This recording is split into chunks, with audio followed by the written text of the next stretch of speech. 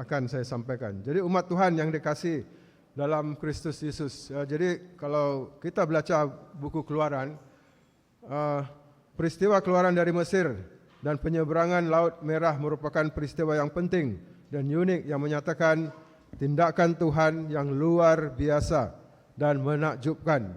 Tidak ada peristiwa yang lebih besar atau lebih mulia dalam sejarah Israel purba sebelum salib. Inilah Injil menurut Musa. Jadi namun cerita dan peristiwa ini dalam buku Keluaran adalah mengenai Tuhan. Jadi sebelum saya meneruskan, saya mau memberikan pujian kepada semua sahabat-sahabat yang telah bersama-sama yang menjadi pelayan di mimbar. Jadi puji Tuhan kerana mereka sudah bersama-sama dalam kebaktian pagi hari ini. Jadi Tuhan yang penuh kasih, kebenaran, keadilan, kebebasan dan pengampunan. Jadi sahabat-sahabat yang dikasihi, kisah bangsa Israel keluar dari Mesir. Ya, ini adalah memang kisah yang sangat tragis. Jadi Tuhan membawa bangsa Israel keluar dari Mesir dengan penuh cabaran. Padang gurun bukan padang penyiksaan tetapi padang pembelajaran. Jadi umat Israel dibawa keluar daripada Mesir. Bukan saja Tuhan membawa keluar dari Mesir, tetapi Tuhan mau membuang Mesir daripada hati mereka. Jadi inilah cabaran-cabaran yang mereka hadapi sewaktu perjalanan selama 40 tahun dari Mesir ke tanah perjanjian. Ya.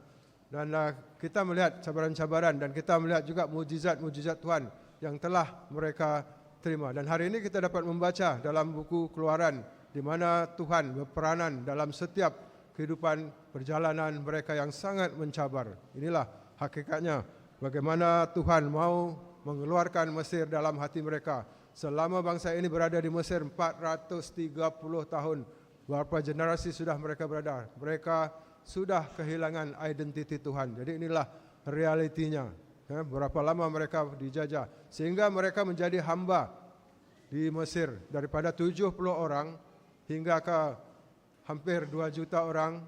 Dan akhirnya bangsa ini kehilangan identiti. Namun Tuhan telah berjanji kepada Abraham tidak akan membiarkan bangsa ini, dan Musa telah dipanggil untuk membawa bangsa Israel, umat pilihan ini keluar daripada Mesir. Jadi hari ini dalam ayat hafalannya mungkin ada di skrin. Apa yang kita dapat pelajari, apa yang kita dapat lihat setelah kita membaca buku Keluaran di dalam Alkitab? Apakah itu hanya sebagai sejarah, atau itu cerita yang sudah limpas, yang sudah lepas, ataukah itu menjadi pedoman dalam kehidupan iman kita? Inilah persoalan yang akan kita dengar. Jadi dalam 1 Korintus 10 ayat 11, semua itu telah terjadi sebagai contoh bagi kita yang hidup di mana zaman akhir telah sampai.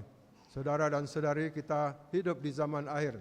Kita hidup di zaman yang penuh dengan pelbagai yang tidak pernah kita pikirkan. Kalau saya hidup pada zaman, lahir pada zaman tahun 50-an dan sekarang tahun 2000-an, sudah 2025. Jadi banyak perkara-perkara yang saya lihat, namun bersyukur sebab hari ini saya dapat mengenal tentang kehidupan melalui ayat cita-cita dalam Alkitab, di mana apa yang telah dibaca, yang kita semua baca, ini mendorong, membina iman kita kepada Tuhan.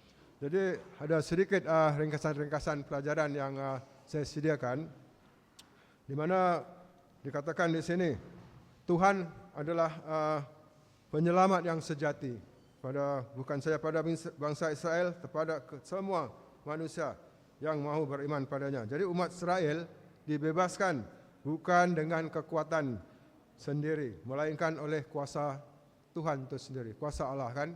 Jadi apa aplikasinya kepada kita sebagai umat di akhir zaman ini? Umat akhir zaman hanya dapat diselamatkan oleh kasih karunia. Kalau dahulu Tuhan sendiri bersama-sama dengan umat Israel membawa umat Israel keluar daripada Mesir. Tapi hari ini kita lihat dalam Efesus 2 ayat 89. Sebab kerana kasih karunia kamu diselamatkan oleh iman. Itu bukan hasil usahamu tetapi pemberian Allah. Ini bukan hasil pekerjaanmu, Jangan ada orang yang memegahkan diri. Jadi hari ini saudara-saudari, kita tahu bahwa kita diselamatkan oleh kasih karunia Tuhan. Seterusnya, dalam perjalanan bangsa Israel yang ramai, ada pelbagai hal yang mereka hadapi.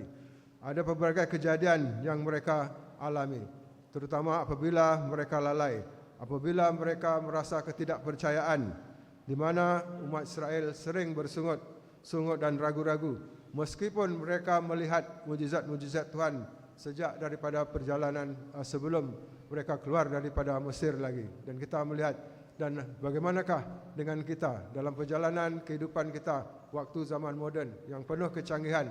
Apakah kita tidak menerima cabaran-cabaran waktu ini?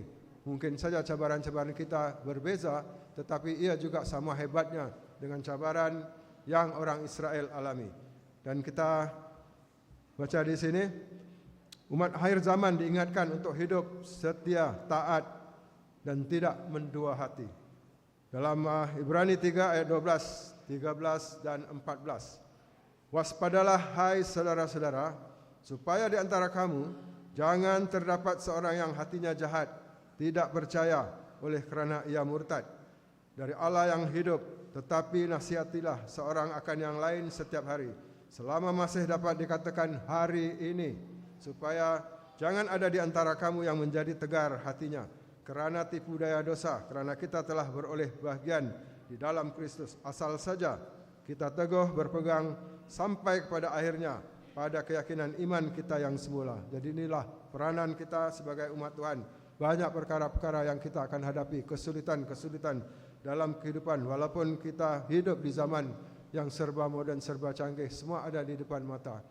Ya, namun kita juga menghadapi cabaran-cabaran dalam iman setiap hari, tidak kira siapapun kita. Jadi inilah cabaran kita pada umat akhir zaman. Jadi cabaran mungkin tidak seperti apa yang umat Israel alami, tetapi cabaran kita juga adalah cabaran yang tidak kurang hebatnya. Jadi kepada semua anak-anak, para ibu bapa, kita ingat bahwa kita diingatkan untuk tetap setia dan taat. Dan pada waktu hukum 10 diberikan di Sinai kepada bangsa Israel, jadi hukum Allah ini sebenarnya tetap berlaku pada kita hari ini. Walaupun kita hidup di zaman yang serba moden, namun hukum Allah ini adalah sangat penting untuk kehidupan kita sebagai umat-umat Tuhan, sebagai sebuah masyarakat, sebuah bangsa, juga sebagai sebuah yang bernegara. Jadi ini memang sangat penting. Maknanya hukum Tuhan itulah menuntun kita kepada jalan, bukan saja hidup dalam iman keagamaan, tetapi dalam penuh dalam suasana kemasyarakatan. Bayangkan kalau kita tidak hidup tanpa hukum, apakah apa yang terjadi pada masyarakat kita, pada diri kita. Sedangkan pada waktu kita ada hukum, negara ada hukum, kita sudah melihat bagaimana perkara-perkara yang terjadi itu di luar daripada lingkungan fikiran kita. Perkara-perkara yang berlaku waktu ini sangat membimbangkan, terutama pada anak-anak kita. Jadi inilah dia, sebagai umat akhir zaman dipanggil juga untuk memelihara hukum Allah dengan penuh kasih. Jadi kita datang ke gereja adalah dengan kasih, ya, kerana kita sudah diselamatkan. Di dalam Wahyu 14 ayat 12, yang penting di sini ialah ketekunan orang-orang kudus yang menurut perintah Allah dan iman kepada Yesus Kristus. Inilah dia, ya, kepentingan kita dipanggil memelihara hukum. Jadi hukum tetap berjalan sesuai dengan kehidupan manusia sampailah ke akhir zaman, sampailah kedatangan Yesus yang kedua kali. Dan yang satu lagi, yang keempat adalah tentang pemeliharaan. Kita tahu bahwa bangsa Israel pada waktu mereka keluar daripada Mesir, kita tahu mereka melalui laut yang dibelah.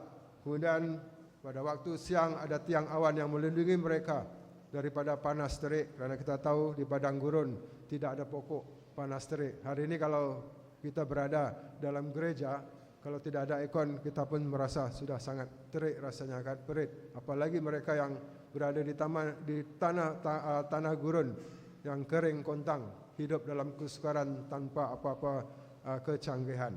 Jadi tiang awan, ada tiang api, dan juga diberi makanan mana setiap hari. Inilah makanan dari surga yang kita tahu bahwa Tuhan sendiri yang memberikannya. Jadi di sini sebagai umat akhir zaman, Roh Kudus dan firman Tuhan menjadi penuntun kita, ya, dan makanan rohani setiap hari, penuntun kita. Jadi Roh Kudus itulah pemimpin kita, seperti dalam Yohanes 14 ayat 16 dan 17a. Aku akan meminta kepada Bapa, ini Yesus yang mengatakan, aku akan meminta kepada Bapa dan ia akan memberikan kepadamu seorang penolong yang lain, supaya ia menyertai kamu selama-lamanya, yaitu ayat 17a, Roh kebenaran. Itulah kita hari ini dituntun oleh Roh Kudus, Roh kebenaran, di mana Tuhan telah menjanjikannya. Jadi dalam Mazmur 119 ayat 105, firman-Mu pelita bagi kakiku dan terang bagi jalanku. Jadi setiap kali kita membaca firman Tuhan, kita membaca Alkitab, itulah sebenarnya penuntun pada jalan kehidupan kita. Jadi tanpa firman, kita hidup dalam kebutaan, seperti orang yang berjalan tanpa penglihatan menggunakan tongkat sukar. Tapi hari ini kita boleh melihat, kita boleh membaca, kita boleh merenung-renungkan firman Tuhan sebagai panduan di dalam kehidupan kita. Jadi sebenarnya kehidupan kita hari ini, kalau dikatakan tentang penurutan, kita sudah ada contoh yang banyak. Kita boleh buat pilihan mana yang baik untuk kita dan mana yang tidak baik. Jadi kita mau pilih Tuhan ataupun sebaliknya, itu Tuhan tetap memberi pilihan. Jadi inilah tanda kasih Tuhan. Jadi kita juga dipanggil. Kalau umat Tuhan dulu, kenapa Tuhan membawa umat Tuhan daripada Mesir, sebuah raja kafir, sebuah negara kafir. Ini adalah Tuhan mau menjadikan bangsa Israel hidup kudus. Jadi panggilan hidup kudus dan terpisah daripada orang-orang yang tidak menyembah Tuhan. Jadi inilah tujuan Tuhan, mengasingkan. Seperti hari ini kita tahu 6 hari Tuhan menciptakan langit, bumi dan segala isinya. Hari Sabat ini adalah hari yang dikuduskan. Jadi artinya berapa pentingnya hari yang dipisahkan, hari yang telah diasingkan, dan kita menghormati sebagai terima kasih kepada Tuhan, kerana segala apa yang kita lihat, yang kita punyai, semuanya adalah bukan hak kita yang mutlak. Apa saja yang kita ada, kita tidak dapat menciptakan, tapi kita menciptakan barang-barang yang sudah ada, yang Tuhan ciptakan. Jadi renung-renungkanlah. Jadi di sini panggilan untuk hidup kudus dan terpisah. Jadi kita sebagai umat akhir zaman dipanggil keluar daripada Babel rohani. Apakah itu Babel rohani? Babel rohani adalah satu sistem semangat agama ataupun doktrin palsu yang menentang kehendak Tuhan. Ini adalah prinsip ataupun tradisi yang datangnya daripada Babel kuno. Jadi inilah dia pengajaran. Apakah kita akan mencampurkan keimanan kita melalui agama Babel kuno ataupun prinsip dengan mencampurkan tradisi dalam kehidupan iman kita. Jadi dalam Wahyu 18 ayat 4, pergilah kamu, hai umatku, pergilah daripadanya, supaya kamu jangan mengambil bahagian dalam dosa-dosanya, dan supaya kamu jangan turut ditimpa malapetaka-malapetakanya. Jadi hari ini kita sudah diberi peringatan bagaimana untuk menuju ke tanah perjanjian, ke tanah surgawi. Jadi kasih Tuhan tidak bersyarat. Kasih Tuhan diterima oleh semua orang, baik orang yang tidak percaya ataupun orang percaya. Tetapi kita kena ingat, janji Tuhan adalah janji bersyarat. Ya, janji Tuhan yang diberikan janji bersyarat. Jadi inilah yang kita perlu renung-renungkan. Ya, siapakah kita? Jadi kesetiaan ini adalah satu bukti. Ini adalah kunci ketaatan. Kalau kita membaca hari ini adalah cerita tentang Yosua, kesinambungan daripada perjalanan umat Israel dari Mesir ke tanah Kanaan, di mana dipimpin oleh Musa, dan Yosua adalah abdi kepada Musa. Maksud abdi adalah orang nomor 2, dan yang dikatakan sebagai Ulangan 18 bahwa Nabi akan diterbitkan daripada sama seperti Musa. Itulah dia Yosua, ya, dalam Ulangan 18. Jadi Yosua dan Kaleb, hanya Yosua dan Kaleb. Kalau kita baca dalam Alkitab, hanya 2 orang orang dewasa yang masuk ke tanah Kanaan. Kerana kita tahu ada 12 orang pengintai yang telah diutus oleh Musa untuk ke tanah Kanaan. Tetapi yang 10 orang menolak untuk masuk kembali kerana mereka mengatakan mustahil untuk menepasi tembok yang sangat kukuh. Sedangkan negara Mesir yang kuat sendiri tidak dapat menaklukki tanah Kanaan. Mustahil dia bilang dapat melawan orang-orang yang sangat besar, yang seperti raksasa. Namun mereka lupa bahawa yang memimpin mereka adalah Tuhan. Jadi kadang-kadang kita juga boleh lupa. Kadang-kadang kita boleh takutkan sesuatu yang tidak perlu kita takut, kerana kita kadang-kadang lupa kepada kekuatan Tuhan, lupa kepada kebesaran Tuhan, lupa sepanjang hidup kita tanpa Tuhan kita tidak boleh. Bahkan kalau kita tidur malam tanpa Tuhan berjaga-jaga, maka sia-sialah istirahat kami. Kerana saya katakan tadi, hari esok itu masih misteri. Belum tentu kita ada, belum tentu kita dapat bersama-sama di hari begini yang sangat istimewa. Jadi kita melihat orang dewasa waktu mereka keluar ada 600,000 orang lebih, tapi yang dapat masuk ke tanah Kanaan hanya 2 orang. Ini memberikan kita satu warning kepada kita sebagai orang-orang yang sudah berumur.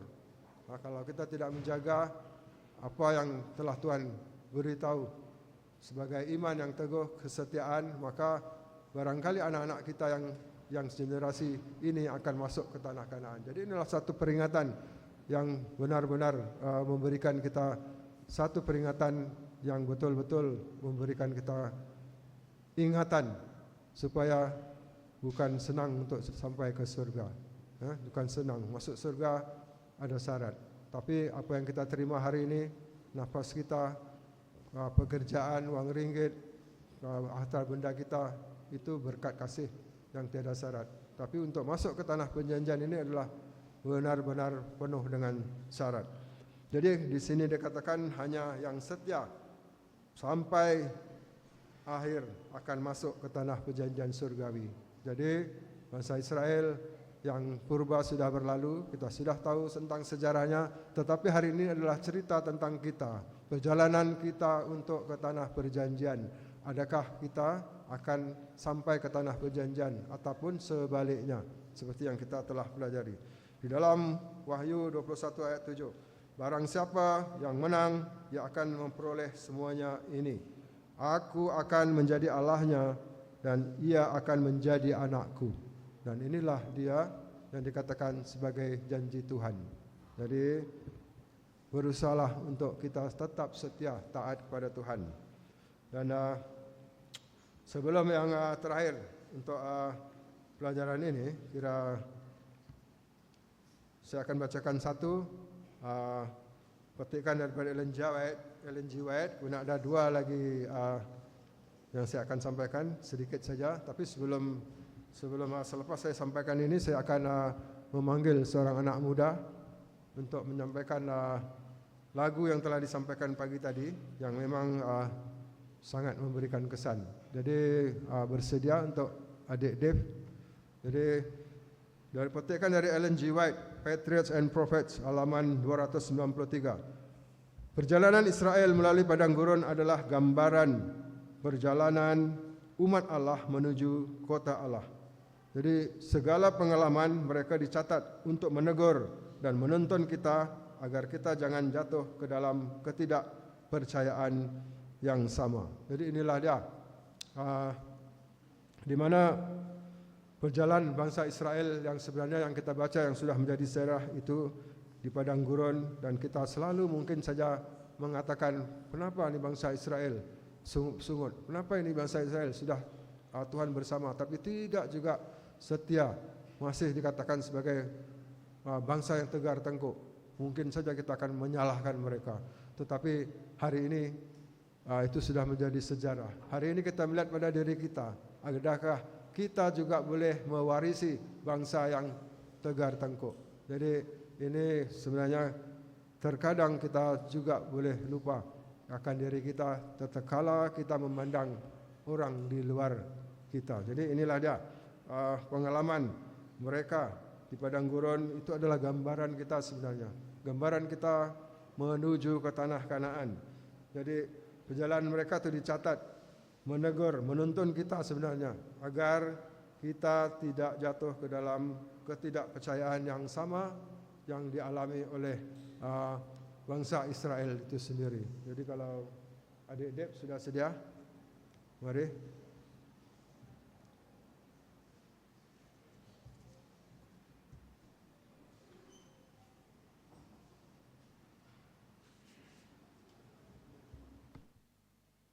Shalom dan selamat hari Sabat. Sekali lagi saya akan menyampaikan lagu yang saya sampaikan tadi pagi, yaitu Selalu Menolongku.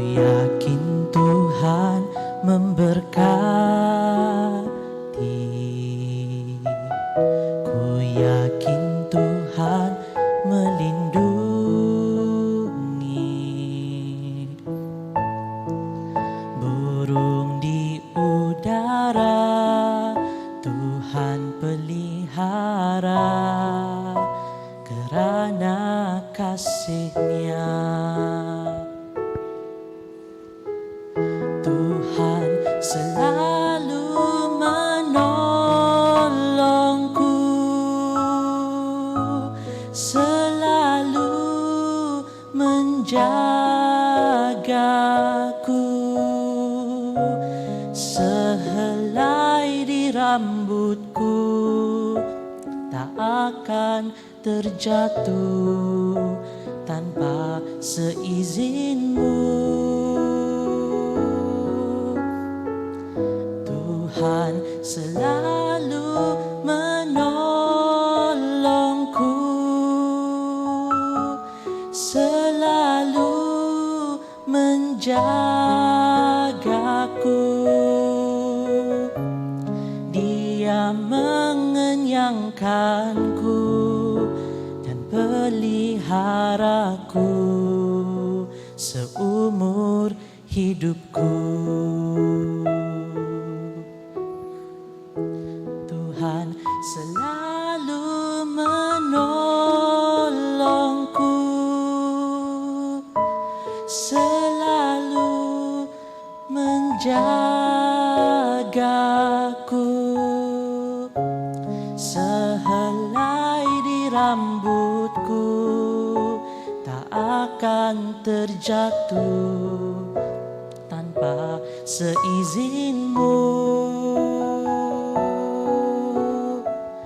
Tuhan selalu menolongku,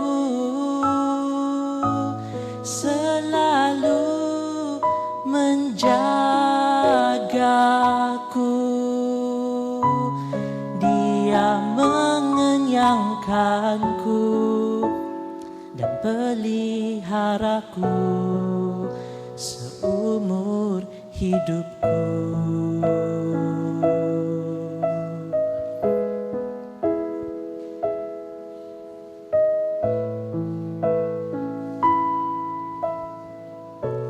Musim akan selalu selalu berganti. Kasih Tuhan tetap abadi,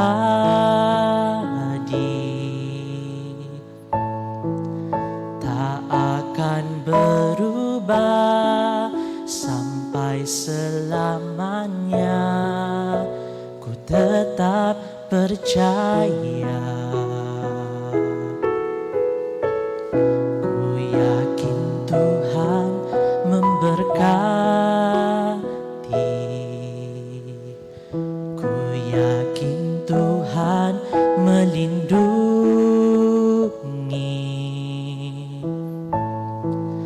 Burung di udara Tuhan pelihara, kerana kasih-Nya. Tuhan selalu menolongku, selalu menjagaku. Sehelai di rambutku tak akan terjatuh tanpa seizinmu. Tuhan selalu menolongku, selalu menjagaku. Dia mengenyangkanku dan peliharaku seumur hidupku. Tuhan selalu menolongku, selalu menjagaku.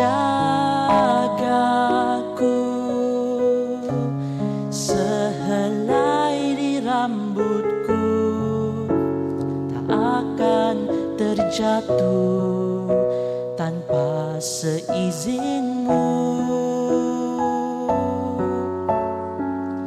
Tuhan selalu menolongku, selalu menjagaku.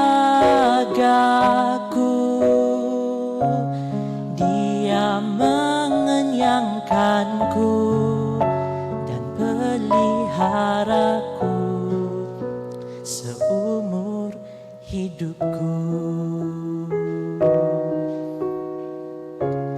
Dia mengenyangkanku dan peliharaku seumur hidupku.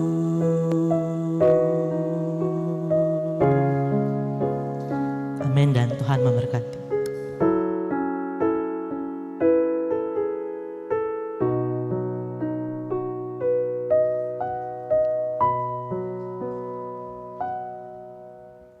Amin. Sekali lagi, terima kasih adik Dev. Jadi untuk yang terakhir, sekali lagi saya membacakan dalam Patriots and Prophets halaman 400. Ini adalah ingatan untuk kita semua, baik yang berada di YouTube, di Facebook ataupun berada di gereja, baik anak-anak, orang dewasa. Hanya mereka yang setia dan teguh menaruh percaya sepenuhnya pada Allah akan memasuki tanah perjanjian yang kekal.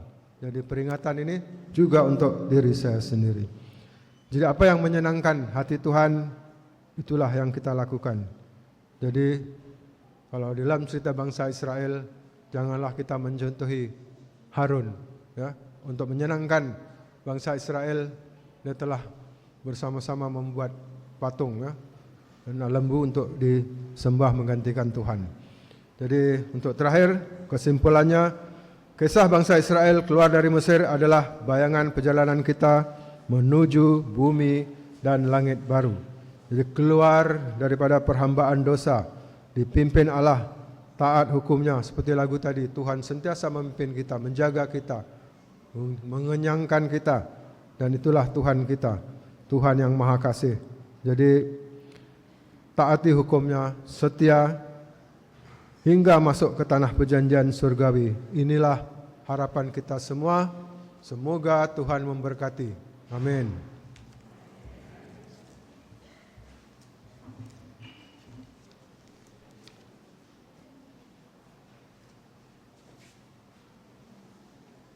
Kita ucapkan amin sekali lagi di atas perkongsian yang diberikan oleh Elder Khalid sebentar tadi, dan terima kasih juga di atas lagu istimewa oleh Saudara Dev yang begitu mengangkat jiwa kita sebentar tadi. Dan kalau kita lihat kembali perjalanan ke tanah perjanjian, dia bukanlah satu perjalanan yang mudah, dan perkongsian yang Elder Khalid bagi pada kali ini begitu terkait sekali dengan sahabat school kita sebelum ni.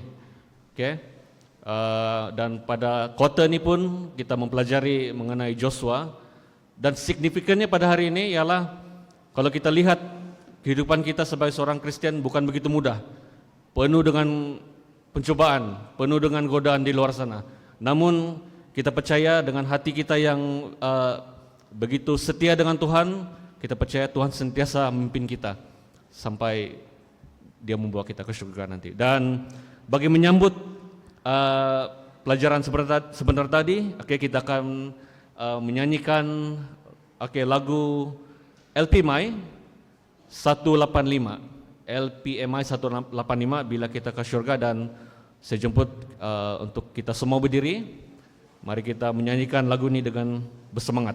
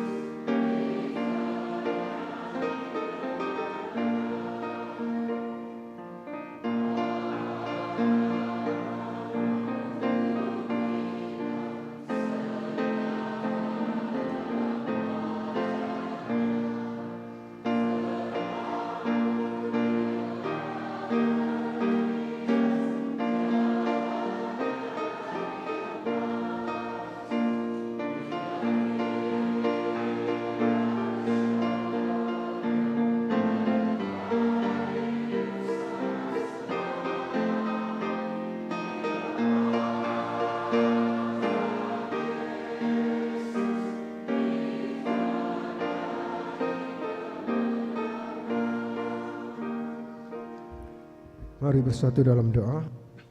Bapa yang baik, Bapa yang penuh kasih, penuh rahmat dalam kehidupan setiap kami dan semua makhluk yang hidup. Untuk pagi hari ini, Tuhan, kami mengucap syukur atas berkat naungan Tuhan sepanjang pembelajaran kami tentang perjalanan umat Israel dari Mesir ke Tanah Perjanjian. Namun itu juga terkait dengan perjalanan kami ke Tanah Surgawi. Kiranya kasih Tuhan terus menaungi kami, memimpin kami, menaungi perjalanan kehidupan kami yang penuh cabaran ini, agar setiap apapun yang kami hadapi, kasih Tuhanlah yang menopang kami, dan berikanlah kami kesetiaan, taat kepada Tuhan, agar tanah perjanjian itu boleh kami jejaki dengan karunia kasih daripada Tuhan. Terpujilah Engkau Tuhan yang sudah memimpin kami sepanjang pembaktian ini, kebaktian ini, sehingga apapun yang kami telah pelajari itu akan memberikan suatu contoh yang baik dalam kehidupan kami, teladan daripada apa yang kami pelajari, dan kasih Tuhanlah yang akan terus memimpin dan menaungi kami. Ya Tuhan, saat kami keluar daripada gereja ini, pimpin setiap kami agar kami sampai ke rumah masing-masing. Dan yang terus mengadakan aktiviti di gereja ini, Tuhan terus juga memimpin, menopang setiap perjalanan aktiviti yang akan diadakan. Dan juga pada semua yang berada di Facebook, di YouTube, Tuhan juga terus memberkati mereka, agar suatu hari nanti mereka juga dapat berbakti bersama-sama kami di tempat ini ataupun di mana saja mereka boleh berbakti. Terpujilah Engkau Tuhan juga yang mengampuni kami dari segala pelanggaran dosa-dosa kami dan yang menahirkan dosa kami. Inilah kuasa dan roh Tuhan yang kami yakini, percayai, agar kami dapat menjalani kehidupan ini sesuai dengan kasih dan nama Tuhan. Inilah doa kami. Doa ini kami serahkan di dalam nama Yesus, Tuhan dan Penebus kami. Amin.